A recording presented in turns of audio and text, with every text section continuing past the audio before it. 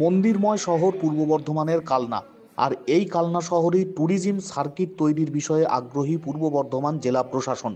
পূর্ব বর্ধমানের জেলা শাসক আয়েশা রানী তিনি আজ পরিদর্শনে আসেন কালনার ঐতিহ্যপূর্ণ ১০৮ শিব মন্দির, টেরাকোটার কাজ বিশিষ্ট প্রতাপেশ্বর মন্দির, লালজি মন্দির সহ রাজবাড়ির মধ্যে অবস্থিত বিভিন্ন মন্দিরগুলি।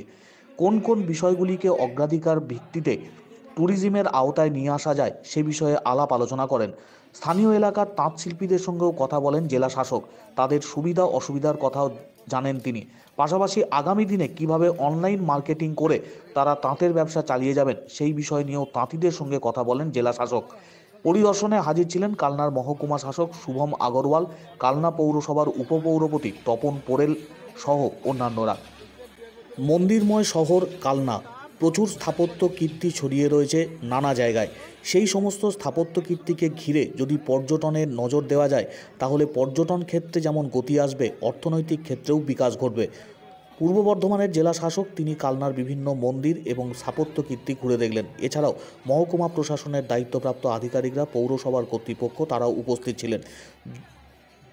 আগামী দিনে আরও বেশি পর্যটককে যাতে এই সমস্ত এলাকায় আকর্ষণ করা যায় তার জন্য কী কী পদক্ষেপ গ্রহণ করতে হবে সে নিয়ে প্রাথমিক পর্বের আলাপ আলোচনা করলেন জেলা শাসক। কালনায় তো এমনি আমাদের একটু খুব হিস্টোরিক্যাল একটা জায়গা। এখানে শিব মন্দির আছে, এখানে আরও মন্দিরগুলো রয়েছে, টেরাকোটা অনেক পুরনো 100 বছর থেকে পুরনো মন্দিরগুলো রয়েছে, সেটা দেখতে এলাম। আগামী দিনে আমাদের একটা ট্যুরিজম সার্কিট তৈরি করার আমাদের পরিকল্পনা রয়েছে। তার মধ্যে এগুলো একটু নিজে দেখলে একটু আরও বেটার আইডিয়া হয়, সেই জন্য দেখতে এসেছি।